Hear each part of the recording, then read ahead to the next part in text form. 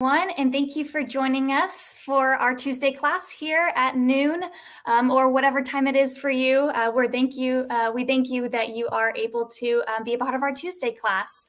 As you know, or if you don't know, we do these classes every Tuesday, and we also do them every Saturday at noon Central Time. So if the weekdays are a little bit too hectic for you, you can join us on the weekends.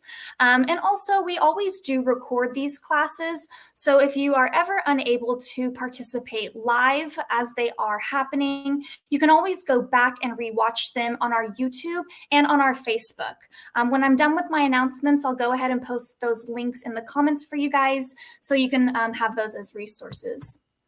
But as well, we also have our hybrid class that is our self-directed IRA social. So we do this as an in-person and an online class, but the in-person is really picking up traction. We're getting upwards of 50 to 75 attendees across our offices, and we love putting on this event because it really gives you guys that ability to network with not only other people in the community, but we have people that travel from other cities to come to these too. So they're really great places to get a little bit of education and also network as well. So as you'll see here, we do them the first Tuesday, the second Tuesday, and the third Tuesday of the month in each respective city: Houston, Austin, and Dallas. Those do start at 6:30, but if you join us online, the presentation portion actually starts at 7. So just keep in mind that information there.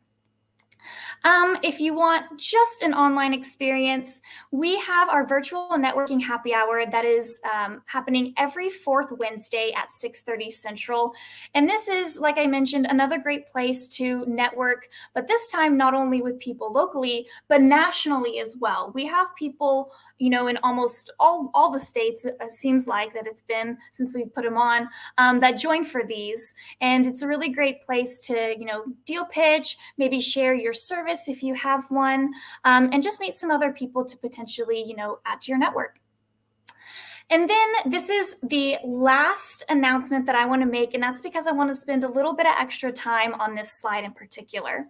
So the Quest Expo is returning, and I know that you guys have heard us talking about it, and that's because it truly is the best event that we put on all year.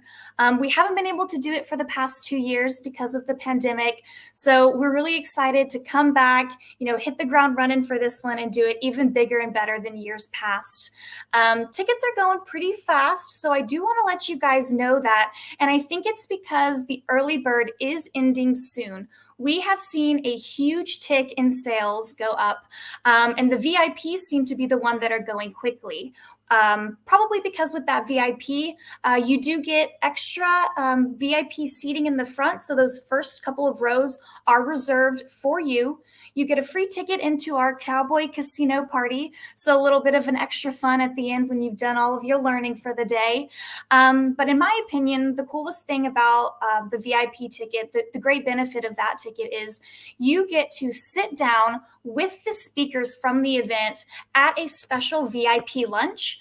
And this is probably the best place where you can really have that one-on-one communication with these experts, ask them the questions you may not have gotten the opportunity to, and really kind of pick their brains. So those VIP tickets are going quickly. Ooh, right now, they are on sale for $299. GA is $175, but with a very special coupon code that I'm going to give you, it'll give you an extra $30 off. So if you use my last name and put 30, well, I don't know, maybe 30 at the end of it, that will give you an additional $30 off your already discounted Expo ticket. We already have over 35 confirmed speakers and vendors, and we just keep adding to it.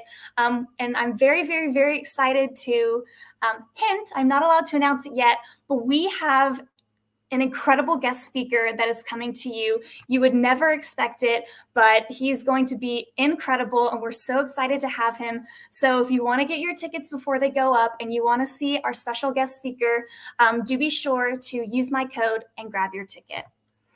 So if you want to get in touch with us, this is how you can do so. We have the live chat feature on our website.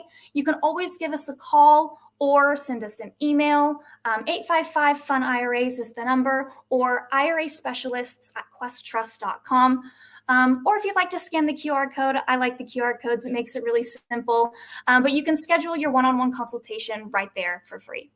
So without further ado, I'm going to go ahead and pull my presentation down and briefly introduce our speaker.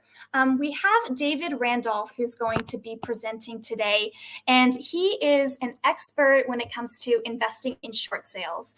He's been doing this since 2010 and became really successful with this method. So now he actually coaches and teaches other people how to do it as well. So today what he's going to be talking about is just a little bit of the introduction into short sales, how it can really be a tool for you to leverage, some of these real estate strategies. And as we all know, self-directed IRAs are also a great way to, have a tool in your tool belt.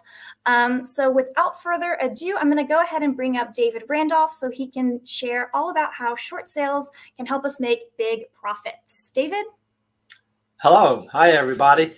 Let me see if I can figure out how to share my screen and show the presentation. So we'll see how bad this goes here. I got to swap the view because I can't figure out how to fix that. So are you able to see my screen at this time? Yeah, we sure are. It looks perfect. Wow. Okay. That almost looks like we knew what we were doing. Right. Great. Well, anyway, guys, I want to welcome you to this. I'm really honored to be part of Quest Tuesday event to try and teach people short sales. I love Quest IRA. I've got my solo 401k, through them for many years. They've got a fantastic document that you need that's tailored to real estate investors for the mega Roth options and a lot of other things on there. So I really like that plan. And I compared, I'm an engineer, you'll find that out, but I compared everybody's plan, and Quest IRA had the best solo 401k plan out there. So you definitely got to check into that, with it, because that's really a great way to go with it. But I am honored. I'm going to try and blow through these presentation slides as quickly or fast as I can, slowly. I found out, I had 45 minutes and then 15 minutes for questions, and I probably have over an hour's worth of slides. So one of the things I always do for people is that, if you want to get the slides, just text the word short to my phone number and I can send you the slides. I hated it when people presented stuff and they gave all this great information and you're having to take pictures with your phone, or if it was in person, it looked, bad to stand up in the crowd. But I always want to share my slides. So if you text short to me at 636-685-2990, I can send you these slides and then you can have them for future reference. There'll be some good data on here. We do only have 45 minutes, so don't expect to be an expert in short sales in the 45 minutes. But I want to introduce you to one method of how to buy houses and stuff. And so there's a lot of people that are struggling with that. And so I'm just going to show you one method that I've done for 11 years with it. And then, of course, if you text me right now, I'm not going to respond because I'm at the moment speaking with you. But if you're watching this later on, next week or something, feel free to text that and I'll send you the slides with it. But I want to give a little bit of perspective for people that go short sales. Oh my gosh, those are horrible. They take too long. This, that, and all the other excuses that are out there. There are no short sales. Pardon me. I do have a bit of a cough. My son graduated from law school last week, and there was, I think, a little too much celebration with that. But so I do apologize for the cough. But a lot of people say, hey, there's been such a great market for home appreciation. Prices have been rising, right? There aren't any short sales. Well, I'm going to show you data contrary to that. So let's just look at a few, important news articles. I'm a data junkie nerd, and I like to really look at this stuff. And so a couple of facts you need to be aware of in related to short sales and foreclosures is, there was a mortgage moratorium that ended last year, July 31st, after 18 months. Homeowners didn't have to make any payments at all on their mortgage. And so when that did finally end, the very first month, foreclosure starts increased by 27% in just August alone. And it's been pretty much doing that the whole 6 or 7 months. And one of the issues is the banks are not staffed up to be able to do the foreclosures. Look, they laid off all their attorneys for 18 months. There was nothing to do, so they laid them off. I actually had some of them come to me to be a real estate investor and do short sales, which I thought was quite interesting. So they're staffing up with it, and so they've started increasing the foreclosures with it. Now, what happened during the pandemic? Okay, a lot of people didn't have to make their student loan payments. A lot of people didn't have to make their home mortgage payment. And so as a result of that, there are over 1.5 million homeowners who are seriously delinquent on their loans as of March of 2022. Okay, 1.5 million. That's catastrophic. Okay, and those are very large numbers, to have that. And so I want you to kind of remember something about short sales. I'll explain them in a bit here, but a short sale, by definition, is you missed one house payment. That's what a short sale is. You can't do a short sale if they haven't missed any payments. So what is 1.5 million people seriously delinquent? 1.5 million people who could theoretically be allowed to potentially do a short sale. You have to step through the what's required to do that, but you've got a lot of people that are involved in that. So some of the percent delinquency rates here, I'm just going to try and go through this here pretty quickly. You can get these slides and go back. Look at the last bullet point. FHA, this is from the MBA, Mortgage Bankers Association. There's the reference to it. The FHA delinquency rate is 9.58%, according to the MBA. That's 1 out of every 10 FHA loans in America. That's horrible. That's catastrophic. But the banks are not foreclosing on these people yet. Okay, but they are still all potential short sales.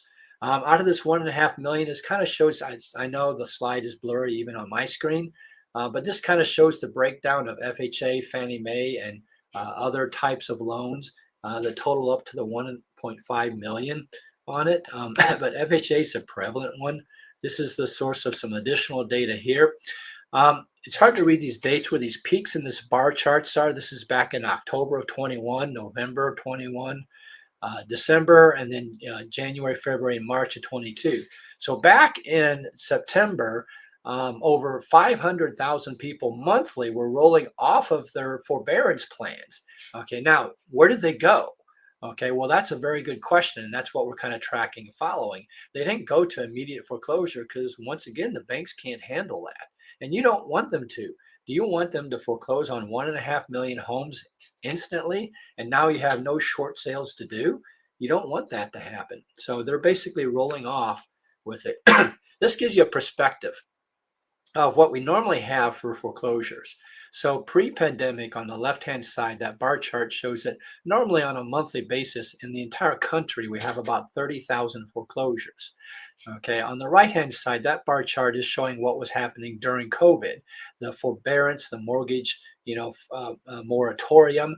There was only about 5,000. We were like 95% reduced on the number of foreclosures. Okay, now we have 1.5 million people. I'm not going to do it right now, but you can take your calculator out and divide 1.5 million by 30,000 normal foreclosures per month and look at how many there are to do. How many would they have to do daily or monthly, or how many years will this take to get through these people?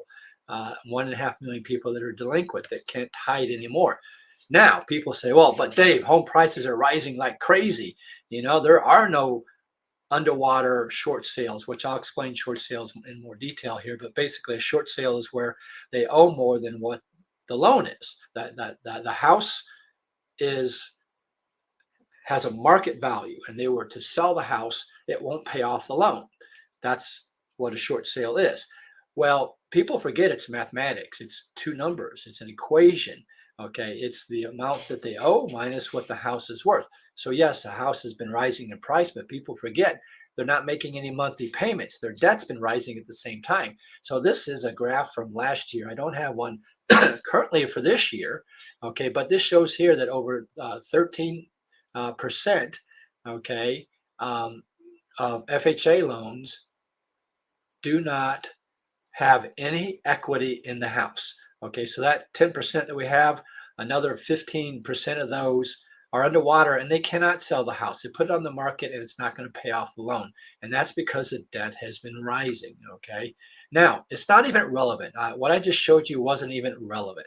And here's why, because this is a 30-year statistic that said of homeowners who had 40% equity in their home that missed a payment and were sent to foreclosure, 40% equity, they could snap their fingers and sell their home and get out of the foreclosure and be just fine.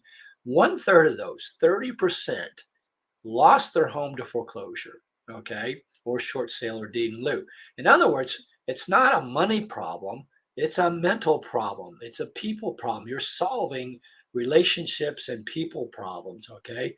And so homeowners can't make the decisions to take the best course of action that would be for them.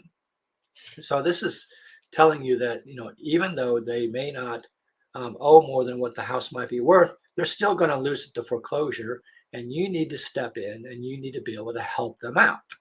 Okay. Now, what's the other side of this? Okay. So, well, but Dave, the moratorium says all they have to do is refinance. Pardon me while I take a drink. Okay. Well, guess what, guys? You can't refinance your loan if you have no job.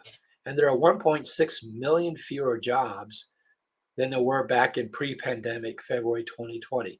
Yeah, right. Can you believe that? We have lost 1.6 million jobs due to the pandemic.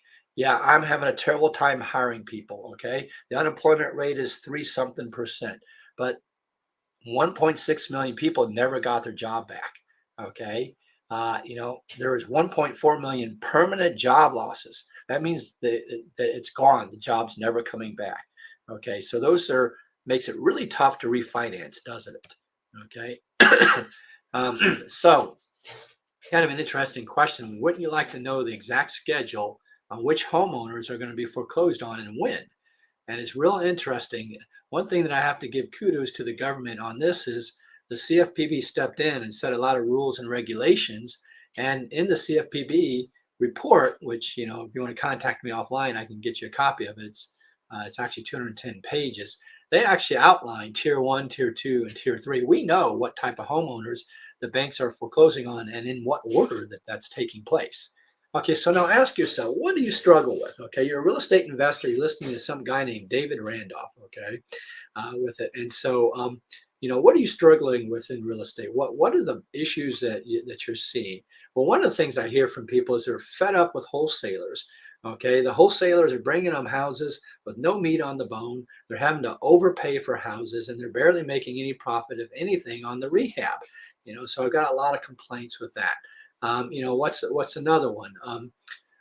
Well, how about there's so many buyers out there that they are actually outbidding what the house is worth.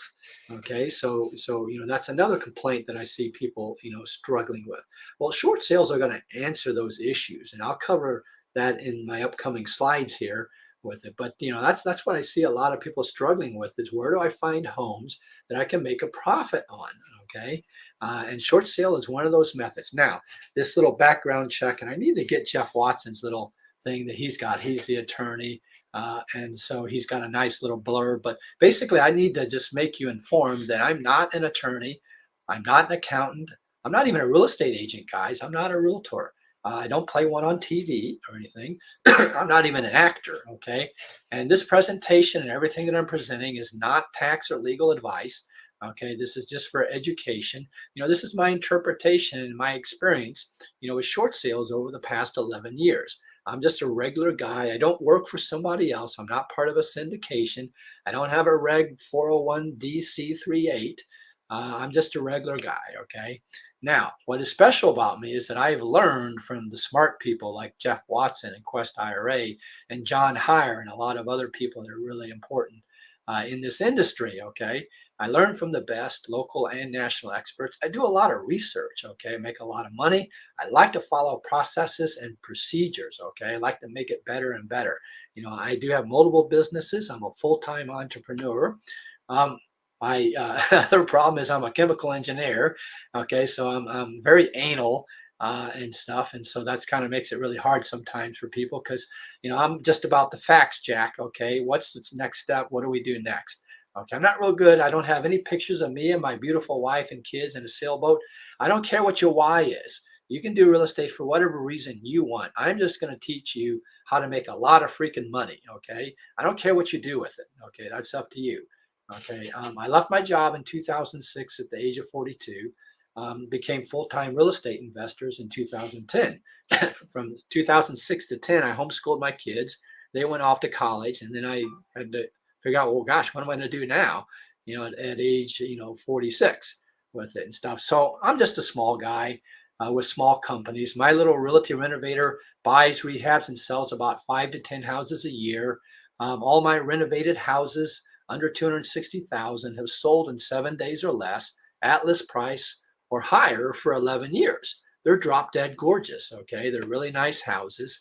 I actually make $90,000 average profit per house because I negotiate short sales. These are not short sales on the MLS, but rather these are short sales working with the homeowner and the bank. So I negotiate directly with the bank. It's not on the MLS. The realtors already screwed it up on the MLS because they're not trained to do short sales properly. I actually make $50,000 to $150,000 profit on my short sales here in St. Louis, Missouri. And I've got students in 6, 7 different states and stuff like that. But basically that's my method of buying houses for the past 11 years.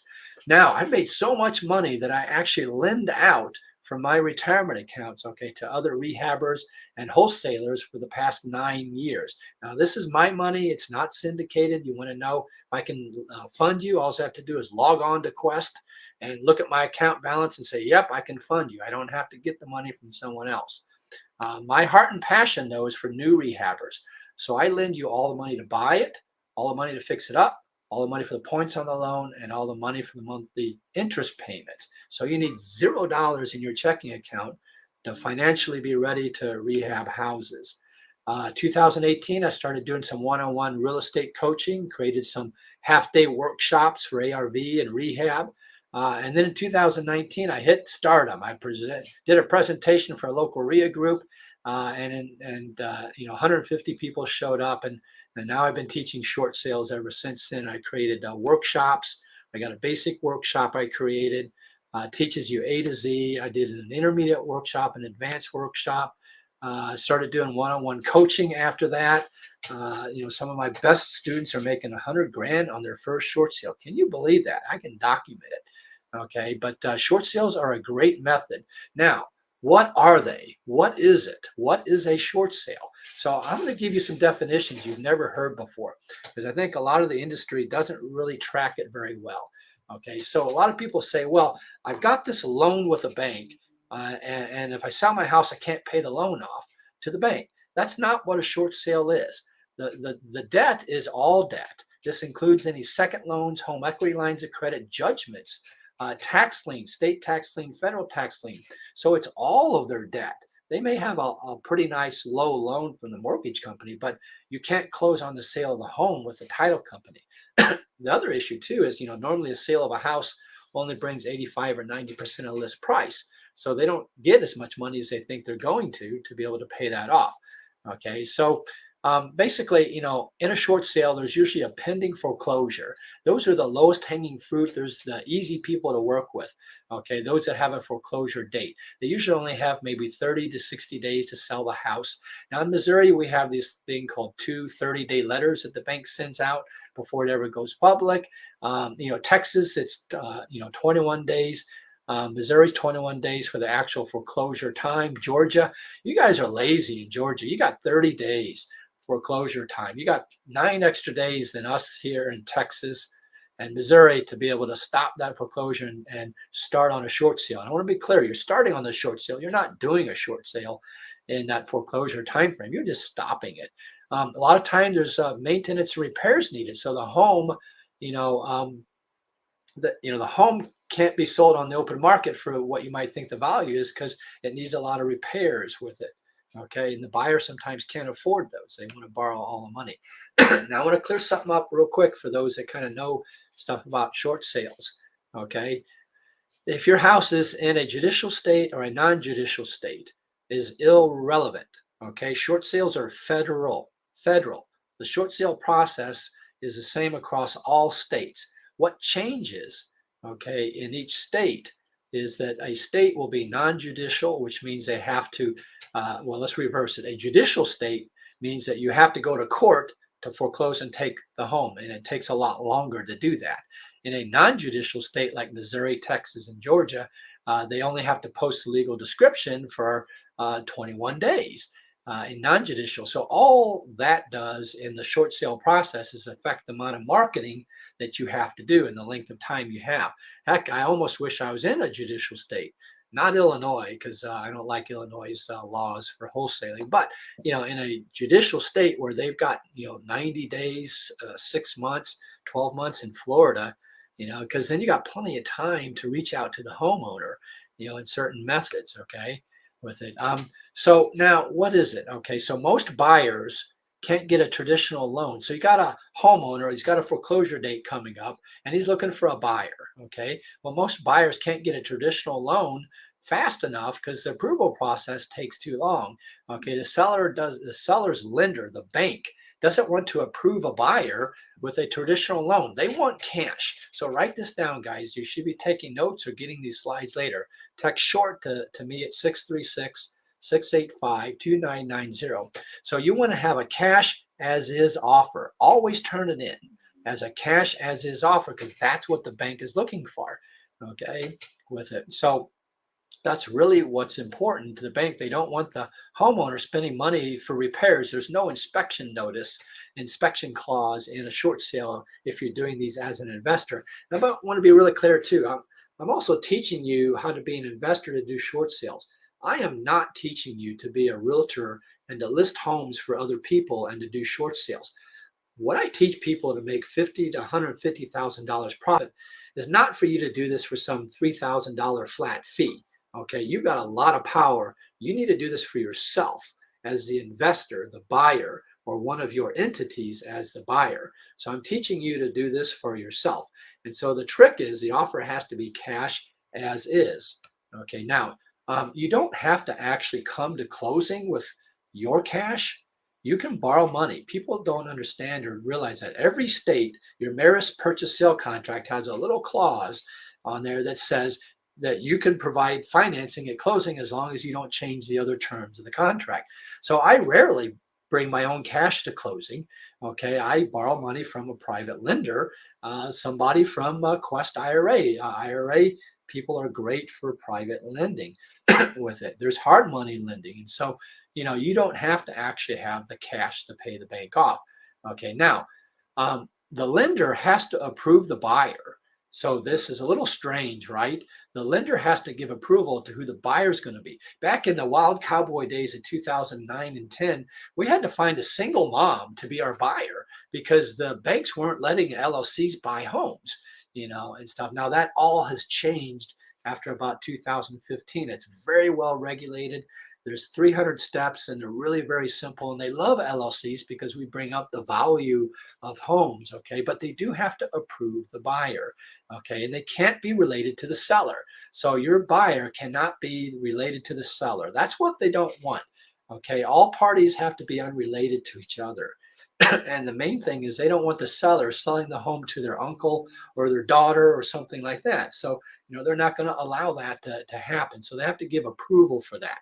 And that buyer has to come to closing. Okay. They have to be the buyer on the closing with it. Okay. So why do you do them? Okay. Why do we do short sales? Okay. What's the reasons for that? For the borrower, seller, they're going to be foreclosed if the bank's not paid in full. Right? That's why they go to foreclosure. You owe me money. You need to pay me. And we're going to foreclose if you don't. Okay. The borrower is going to have a deficiency in most states. So if they lose the house to foreclosure, they still have to pay all the money. Can you believe that? Now, Arizona is a little bit different state, just the house is collateral, but most of the other states, there's a potential deficiency that gives the right to the bank to pursue that. In Missouri, they've got 7 years to come get the money from you. Okay, and the only way to stop that is to file bankruptcy. Instead, how about the bank pays them $1,500 to $3,000 at closing. That's a much better scenario. That's, why you talk to the homeowner and tell them, this is why they should consider, doing this. Okay. The other one there is the credit hit. You see that is about 300 points and lasts for 7 years. That's a terrible place for somebody to be in with a foreclosure. So the short sale only hurts them about 50 points, maybe 75 points, and only lasts for like 1 or 2 years. That means after 1 year, that 75 points has come completely back up. Heck, FHA will even give you a loan while you're doing that process, as long as you show the correct financials with it and stuff. Now, moving and continue on with why to do them. If you don't do the short sale, the borrower is going to have to file a bankruptcy. Okay, and so that's going to hurt them. So they don't want to go to foreclosure. Don't ever let the homeowner go to foreclosure. Okay, at least convince them to file bankruptcy if you can't convince them to do a short sale, because the bankruptcy will wipe the debt out. Now it's going to hurt them for 5 years, and then get this. Most bankruptcy attorneys never tell the homeowner this. They say, "Oh, let me do a bankruptcy. You don't need David. You don't need to do a short sale. Just let me do a bankruptcy." Well, what they forget to tell them is, yes, it wipes out the debt. We both wipe out the debt. But in a bankruptcy, the bank has to turn around and foreclose to get legal title. So now you got the bankruptcy on your record and you got a foreclosure on your record, because they have to get title to the home to sell it. So keep that in mind. These are all great reasons to be talking to the seller and telling them why they should consider doing a short sale. Another good reason on why we do them is the borrower is going to have to move out before the foreclosure date if they don't. If they do a short sale, they get to live in the house the whole time you're doing the short sale. That could be 3 months, could be 6 months, could be 9 months, could be 12 months. I've dragged some out for 12 months for people that had their kid in senior high school. They wanted to graduate in the same school. So I dragged it out for 12 months myself. I lost the paperwork. Normally people complain about short sales because the bank loses your paperwork. I want to kind of clear that up. That's a myth. The bank never loses your paperwork. You know why they tell you that? It's because you turned in the wrong paperwork and it wasn't filled out right.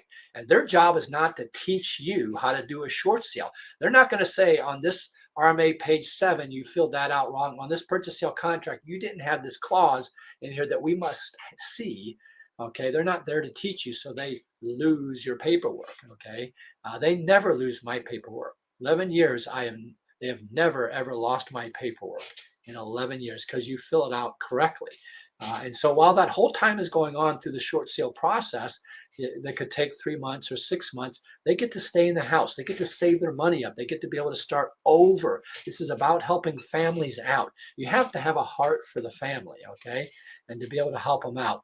They get to start over and be able to save their money up, okay? They're not going to have to pay anything back. Why do we do them? Okay, it's gratification for helping families out. They cry at the closing table with relief that the house was run down, the roof was leaking, they couldn't fix it, they lost their job, someone stole their money, they're all kinds of stuff, and now they're walking away with some money from the bank and able to start over. They're crying at the closing table. I'm at the closing table crying too, because I'm going to make $150,000 after I rehab this house. We're both crying and we're both happy, and they know what I'm going to do with the house. Okay, we bring up the value of homes in subdivisions. Okay, these homes are run down. Okay, we're selling them for a higher price. The banks actually like us now. Okay, they like us. We bring jobs to people. Okay, versus that house just sitting there and decaying. Now let's look at a case study here. I've got so many case studies I could show you, and I actually have another presentation with about 20 different houses. And I like to always give you the address, okay? So you can go look them up in public records, okay? So this is a short sale case study, okay, with it. I picked one, okay? And so basically this was a home. I'm going to go backwards in time. I'm going to tell you what happened and go back to the beginning. So this was a home that was a short sale where basically the home was sold for $370,000. Now, what work was put into it? What work was done to it? It was only about $500. Okay, this was like a wholetailing. You just kind of sold it as is. And so the $500 was some outlets in the basement. These kids stole the outlets and wires were hanging out in the basement. I don't want to sell a house with wires hanging out. So, we had $500 paid to a contractor to put them back in. And there was a ceiling fan remote that wasn't working. That really bugged me with it. So that's all the work that was done to it. Okay, sold it for $370,000. Okay, now what would you pay for that house? I'm gonna take a drink of water, and you can. I don't know if we have chat boxes on this thing that we're on, but if you want to throw it in the chat box, go ahead. But if you sold it for 370 and you only did a little bit of work, what would you have been willing to pay for that house? How much profit do you want? Okay, thank you for let me take that time to get a drink. Paid $269,000. I made $100,000 profit on that house. Bought it as a short sale for $269,300. Go look it up. I gave you the address. Okay, that's pretty good, isn't it? Okay, it gets better. Well, tell me more, Dave. Okay, it gets better. Okay. Okay. So does that answer the question of why you should be doing short sales? Okay, right? We're talking about why you should do them. Consider this as one method of buying houses. But here's the tell me more, Dave. This was done in my Roth IRA. And you heard that phrase, real estate's all about location, location, location. Look, this is all about Roth IRA, Roth IRA, Roth IRA. As y'all know, that's tax-free forever. Okay. So that's just one of many, many, many examples, that you can do with it and stuff. I've got over $3 million in my retirement accounts, from real estate with it. And keep in mind, guys, that's actually money that my wife didn't spend. Okay. I made a lot more money in short sales than that. That's what I'm able to sneak past her when she's done spending money for the year, that I can do short sales in my IRAs. And there's certain ways that you do that, and we're not going to get into the nitty gritty detail of that. Now, I always like to give a freebie out to people. Okay, there's one important document you need to be able to do all of this. If you don't have this document, you can't start anything. You can't do anything. You have to have this document, and this lets you take over everything. So I always like to give a freebie out. If you want this document in Microsoft Word format and PDF example of how to fill it out, text the word short to my phone number. I'll take another drink of water and pause for you to write that phone number down.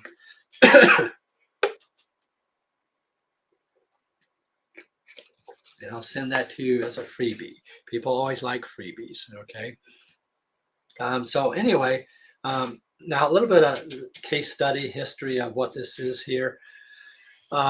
This was that house that we just looked at, $100,000 short sale case study. It had a $404,000 first mortgage from a credit union and a $40,000 second mortgage from another credit union. Okay, with it. And so I was able to negotiate both those off to make a purchase for $269,000 total with it. Now, credit unions are a little bit harder because they have a deficiency that they don't usually waive. And so banks are really easy to get them to waive the deficiency. And you should never, ever, ever, ever, ever, ever do a short sale and have a deficiency on the homeowner. How can you make $100,000 profit on a house and have the homeowner have a deficiency? So you must have an approval letter that wipes that to zero. Well, credit unions don't do that.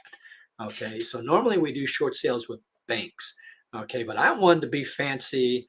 I wanted to, do one with the credit union and kind of hone my skills a bit. And so that's what I did here with it.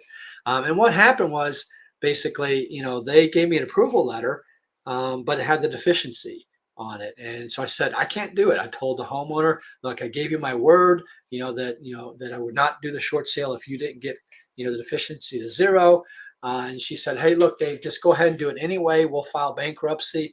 She had her attorney write me a letter. Dave, finish the sale, make the purchase. We'll wipe out the debt in the bankruptcy. And I'm like, no, I gave my word, no deficiency. So I went back to the bank and I said to the bank, what would it cost to remove the deficiency to zero? And they said $25,000. So I paid $25,000. So I could have made $125,000. but you have to have integrity with people when you're working with them. So 100,000 was good enough. I didn't need to make 125. So she had no deficiency. She didn't have to file bankruptcy for this. Okay. Now, how do you get them? Okay. Well, I'll give you this thing here. Give me your tired, your poor, your huddled masses yearning to breathe free. That's the homeowners. Okay. That are poor. They're huddled in their homes. They're yearning to get relief. Okay. They need to believe that you can help them in some way. You don't call them up and say, hey, this David Randolph guy said I can make $50,000 to $150,000 profit on a short sale. Would you let me do it? That's not what you say on the phone. They need to see and believe that you can help them out of their situation, which is a foreclosure coming up, having to move out of the house, thinking they have to fix the house up and all these other problems that they have with it. They need to understand that. Now, how do we get them? So marketing is a big part. Okay. If a tree falls to the ground in the woods, does it make a sound? The answer is no. If you're not there where the homeowner is in trouble, there's no sound. There's no help for them. Okay. Where are the trees? Okay. Let's find out where the trees are. Let's go to the trees. Okay. Now keep in mind, any foreclosure is a failed short sale. Any foreclosure means you didn't listen to me and start doing short sales. Every foreclosure is a failure for me not to reach out to that homeowner and stop the foreclosure and do a short sale, with them. Those are all failures of us real estate investors not finding them and reaching out to them. So let's go for that. Let's reach out to those who have a foreclosure. Now, I teach totally different than what you hear with everybody else, okay? On it. So I teach you how to go straight to the legal source. So every foreclosure has to be posted in the legal newspaper for the county in which the house resides in. That's the key. I don't go to www.foreclosureme.com, and buy some list that's behind and not updated in 5 days. But I teach you how to go to the legal newspaper for that county. Okay, so let's target those people. Okay, with it and stuff. They're desperate. Okay, in a certain number of days, depending on your state, they're not going to have any place to live. Okay, everything that they've tried with the bank has not worked. The bank has sent them dozens and dozens of letters, and they're calling them now on the phone per the CFPB rules. And so the two parties have already tried everything. You're going to step in and be a third party and be able to negotiate and handle everything between the bank. The bank and the homeowner won't have to talk anymore. Okay, and so these homeowners are usually willing to provide anything they need to stop the foreclosure. So you're going to work with that homeowner and the bank to get those kind of documents. If the homeowner could have found a buyer for their house, they would have already. Remember that 40% equity and 1/3 of those people go to foreclosure. It's other issues. It's not about the equity in the home. Okay, they need more help in other areas than they do about the money for the house. Okay, with it. Remember, we're not realtors listing their home trying to get a listing. I am not teaching you to be a realtor to list the home for a little commission. Okay, I'm teaching you how to be an investor, knowledgeable and skilled to actually affect the short sale process successfully with the bank to get the homeowner out of that debt. Okay, so your goals are lined up with the seller and the bank. Okay, we both all want to get the loan paid off. Okay, you give them much more time, so you need to be taking notes. This is what you want to tell sellers when you talk to them on the phone. You can give them much more time to live in the house with no payments. It doesn't matter if the debt is $300,000 or $350,000 because they haven't made any payments. Okay, you've got methods to help satisfy the lender's requirements. You know what they want. Okay, FHA, Fannie Mae, Freddie Mac, they each have their own certain documentation. And then, you can learn, you can find out, how to process that short sale paperwork. You're willing to get from the borrower anything that the bank needs. Okay, you can go to the homeowner and you can get their bank statements, you can get their tax returns, and then you can supply that to the bank from you. Okay, you have the buyer. Okay, it could be your entity, it could be another entity. Okay, but that buyer is cash as is. Okay, you're going to get the seller some money to move most of the time. Don't ever promise them money, but 90% of the time, depending on the type of loan, Okay, the bank will pay them money at closing. Never, ever, ever, ever, ever, ever pay the homeowner money to do a short sale. Okay, do not ever sell the house back to them, and do not rent the house back. That is fraud. It's federal law. You will go to jail. You cannot sell the house back to the homeowner, and you cannot rent it back to them. So let the money come from the bank on the closing statement. Okay, you're going to get the bank paid off. Seller gets rid of the debt, and you have a buyer investor who owns a house who's going to bring up value on that house. Okay, so now where to find them? Let me show you where to find them. Okay, so you're going to go to the legal newspaper for that county, but we're looking for online access. It's a physical newspaper, but most counties have an online access, and sometimes you do have to pay a fee, but it's very well worth it because they have an export button, okay, that lets you put it into Excel. Now, I'm going to give you one example, okay? I don't know where everybody's from. I got some examples for counties in Texas, Georgia, all over the place. I'm just throwing up some slides for Missouri. So in Missouri, this is the legal newspaper called Missouri Lawyers Media. And here's how you're going to do it. Now, the steps I'm about to show you, I'm going to fly through because we are running out of time. Oh my goodness.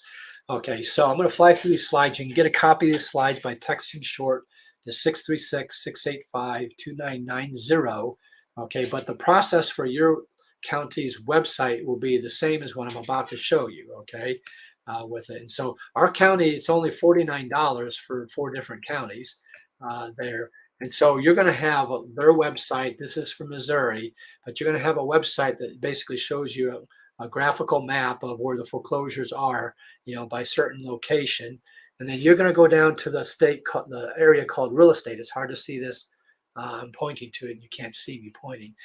There's a red arrow pointed to real estate. So you're going to log in, go to search tools. You're going to click on real estate. Okay. And then you're basically going to get a box that pulls up like this. Okay. It's going to let you input your criteria. Okay. So you're going to put in public notice, Missouri, and the publication that you bought for your county, not Missouri, because you're not in Missouri. But, when you get on your county's legal website, you would do this public notice and then trustee sale. So the category is trustee sale. See that circled in red there? I'm going to have to fly through this. Then you get all these addresses for people in that particular county that you're in. And then it's going to give you the attorney's case number, file number. I have to fly through these. This is going to give you the actual picture of the legal posting in the newspaper. This is great to save as a PDF to show the homeowner. They sometimes don't believe it's real. And you can show them this by just text it to them. It's going to give you their name, their address, their case number, the foreclosure date and time, minimum bid amount, which never appears until like the day before with it and stuff. So, okay, boy, oh boy, running out of time here. So had to fly through those, but go to your county legal newspaper online version. Okay. Now, how do we market it? What do we say to them? What do we market to them? We found them. Okay. We got their name and address from what I just showed you.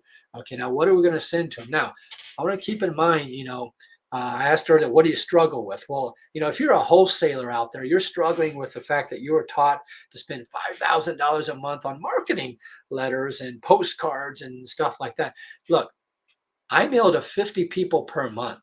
This is not mass wholesaling marketing. Okay. So if you're struggling with the wholesaling courses that you took and you got to, this is not that at all. Okay. It's not that, one bit with it and stuff. So you're just mailing to 50 different people. Okay. So you want to mail them a letter. You want to basically tell them, that there's 7 very important options. Okay. If you don't get any response from the letter, you can text and call them. If you want to, in my coaching program, we have over a 20% response rate for our direct mail marketing. And that's because, we do multiple letters. Don't mail them one letter and say it doesn't work. Okay. But you're only mailing to 50 different people. Okay. With it and stuff. You need a script, but don't follow it. Okay. Look, a script only works 1 or 2 levels deep. After that, they're going to say something like, hey, what about the Cincinnati Bengals? Well, that's not on my script. I don't know what. So you need a script for knowledge base, okay? But you need to give them important facts about the foreclosure, basically about the net that they're going to get if they try to sell their home. The net profit is not what they think the list price is. That the buyer has got to, basically be an as-is cash buyer and stuff. And so that's why they can't really just put the house up on the market. You need to let them know you want to buy their house. Look, I'm very legal.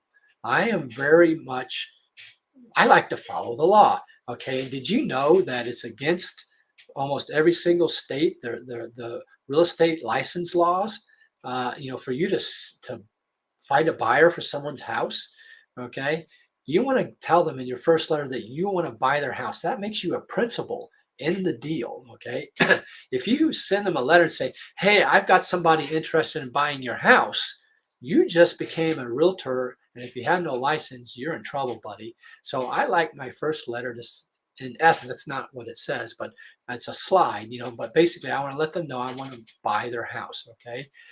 You want to mail them additional letters that says how you can help them, how you can avoid the foreclosure, save their credit, tell them that they've got options that are best for them. Okay. And tell them no out-of-pocket fees. Remember, you're never, ever, ever, ever going to charge them any money. You don't have a mortgage license. Okay. You are not a loan modification officer. Okay. So you're not charging any fees for doing the short sale. This is what I tell the homeowner. Hey, look, I want to be the buyer of your house, and I would like to pay $1 for your house. I'd like to convince the bank that I can buy it for $1, and then I'm going to fix it up really nice, and I'm going to sell it for $1 million. That's why I'm doing this, Mr. Seller. That's my motive. That you asked me, why am I doing this? This sounds so great. Why am I? That's why. And if you're not okay with that, Mr. Seller, that's okay. I'll just go ahead and leave right now, and you can go to foreclosure next, Tuesday, and have to be out of the house. And they're like, wait, no, come back, come back. Oh, okay, great. So you consider doing a short sale, huh? And so that's when you want to be very upfront with them. That they're not going to pay you any money and why you're doing it. Okay, you want to let them know you can pay cash as is. Okay, that's really important to the short sale process. And that the sooner they call you, the more options that they have. Okay, you want to put the date of the foreclosure in the letter and stuff. More on what to say to them. They can't net as much of the sale price if they try to sell. There's cost, realtor cost, inspection cost, other things if they try to do a normal sale on the MLS. Okay, the MLS can't find you a buyer fast enough. Okay, when you already have the buyer. Okay, and like I said, I already talked about letting them know your motive. Okay, with it. So in summary, okay, running a little behind, but try to leave some time for questions. So in summary, you can make a lot of money negotiating short sales. Okay, you're going to do this as the investor. Okay, and you're going to deal with the bank. These will not be listed on the MLS. You do not seek a listing with the classification of short sale. The realtor has already screwed the listing up and has not made it conducive to you doing a short sale in the manner I'm teaching you to make $50,000 to $150,000 profit. They take these courses that basically show them how to cover their license, but not how to be an expert in short sales. Okay, you need to learn that on your own. Okay, you can help families out of a crisis that's still occurring today, and it's been occurring for 11 years. I never got the memo to quit doing them. Okay, so I've been doing them for 11 years. Now there's 5 times as many out there to do. Okay, there's no competition with other buyers. Okay, or with the seller. The seller doesn't care what the price is. You're not arguing. What do you struggle with? I asked you in the beginning. Don't you struggle with the seller saying they want a certain amount for the house and you can't give it to them? The seller doesn't care what the sales price is. Okay, because they're going to get paid money from the bank directly. There's no other buyers. I'm going to repeat this. And if this doesn't make sense to you, please contact me offline. There are no other buyers. Okay. If there are, you're doing it wrong. Okay. And I don't have time to explain it. Contact me offline if that statement sounds strange to you. But there are no other buyers. Okay. The bank will only take one purchase sale contract at a time. Pre-pandemic, I had 40 a month in my county of St. Charles. In St. Louis County, there were 300 a month pre-pandemic. How many do you need? Each month I wanted one, and 39 other people lost it all. And you weren't there in St. Charles County to help them out. St. Louis County, there was 3. Now there are 3 times as many because of the people who didn't make their payments. Okay, the banks are slowly foreclosing. Anyway, that's about kind of wraps it up. That's my contact information. My email, davidrandolph@realtyinnovator.com. I've got a fancy website that I didn't make called thedavidrandolph.com. If you want to get more information on short sales, there's my personal cell phone number. Text short to it. You can get that crucial document. I can also get you the slides for this presentation. I actually have a longer version of the presentation too, where it goes through a lot more details than I was able to show you here. So basically, I want to go ahead and wrap it back to you guys for any questions. If you guys can, do I stop sharing the screen, or how do I do that? Here, yeah, I went ahead and added myself to the screen. We do have some questions.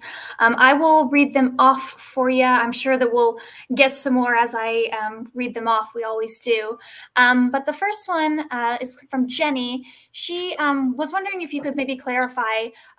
Did you say that a short sale potentially causes 50 to 75 point hit to a homeowner's credit? Yes. So there's 3 levels: short sale, bankruptcy. Well, gosh, look at the short sale, bankruptcy, and then foreclosure. Foreclosure is the worst, 7 years, 300 points. Bankruptcy, 5 years and about 200 points. And then a short sale is about 75 points in 1 year. Okay, so it hurts your credit very little. Okay, perfect. Thank you for clarifying that one. Ken, I'm not sure how to pronounce the last name, so I'm going to say Ken. Ken asked if you would be able to call out the text number again. Oh, yes. My number is 636-685-2990. Once again, it's 636-685. Oh, cool technology. Show off. Yeah, text short SHORT to my number. And after I get done with the presentation, because we're live right now, I'll send you that information. Perfect. You guys, if you have any questions, keep them coming in. We have another one here that asks, are you still offering coaching? Oh, yes, I am. I'm actually able now to start being able to do kind of like what I would call group coaching. I've had students on one-on-one coaching for several years and been able to fine tune and hone the material down to, kind of more exactly what you need. I wanted my students to be completely successful with it, and they absolutely have. I'm actually cutting my rehabs down to less than 5 a year instead of 10 because I love coaching so much. People are they're quitting their jobs. I got students that have quit their jobs, because of the short sales. The banks are dumping the houses.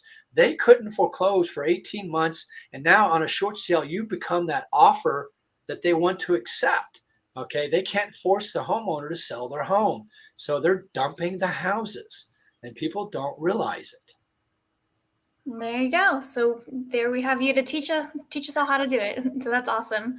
Well, it doesn't look like we have any other questions yet. You guys, if you have any, feel free to post them in the comments. We do have him here for about another couple more minutes. But if we don't get any other questions, go ahead and just read off your website. I believe it was The David Randolph, if I'm... Yes, I think it's in my name thing on Yeah, the there we screen. go. Okay, well, you guys, I won't even write it there. Yep. So you guys have got it. davidrandolph.com. Awesome. Yep. So, here's one. Can you short a reverse mortgage? Oh, very good question. Yes, you absolutely can, but I don't like them.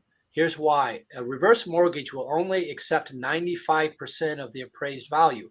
I know all the percentages that each of the banks will accept for the appraised value. So write this down. We're going to give away free golden nuggets here.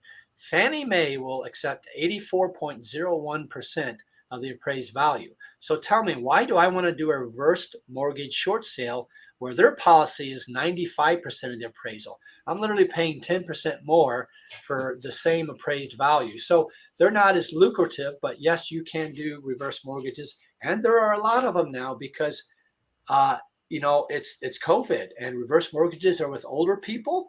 And a lot of older people passed away in the past 2 years. And so the percentage of reverse mortgages is greatly increased. Here we go. We actually did get another question as that one came in. And this one, I love this one because this one I feel like great situational question. What's the hardest situations that you've encountered with short sales? And is there any particular situation just to completely avoid? Yes. Well, I'll tell you the one to completely avoid right up front. Okay. And that's when you're talking to the seller. When you're explaining on the phone those slides that I said that you say to them, and you're explaining what you can do and what you can do for them, they're going to need to give you their social security number. And if they ask you more than twice why you need the social security number, don't work with them. There's this phrase, trouble now, trouble later. They need to be so desperate that you're going to help them out of their situation that they don't care that they gave you their social security number. Now, you and me, okay, Sarah, we would never give our social to anybody, right? Oh my gosh. I wouldn't even give it probably to my wife because I wouldn't know what she's going to do with it. But, well, that's probably a smart move too, because she'll probably do something with it. But, they need to have bigger concerns in their life than worrying about you stealing their social security number. Now, you have to be real. You have to explain the short sale process and be knowledgeable. But, if they're causing you trouble, if they hate the bank, look, I don't work with people that have $100,000 in the bank and they're just pissed off at the bank, okay, with it. They have to have lost a job, health issues. So that's probably the biggest one to never do, okay, is that kind. The ones that I would say you could go for that's unusual, what do you target, is pretty houses. Okay, a lot of people say, well, it needs to be a hoarder house or rehab. Not true at all. If you get my other set of slides, I got 20 examples in there. And, back in 2015, I did a short sale on a pretty house. I bought it for 130 and sold it for 260. Okay, 130, sold it for 260, a pretty house, 8 years old. And so I proved that you can do a short sale on pretty houses. So I would say that one was initially the, unique one. How do you negotiate that, right? And stuff. But hopefully I answered the question. If not, ask it again, somebody.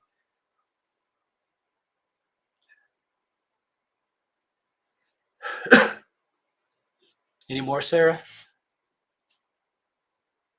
You froze up, Sarah.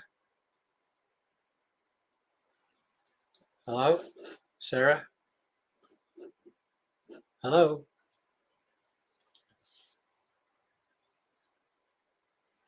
Hello? I think we lost her. We lost Sarah. Okay. Yeah, due to connectivity issues. I don't see any other questions. Yeah, we're a little bit over our time, I see here already, but yes. Let's see. Okay. Yeah, that's just about it, I believe. Okay, well, I want to thank everybody. Just, remember, short sales is a great way to buy houses. You can do probate, free and clear.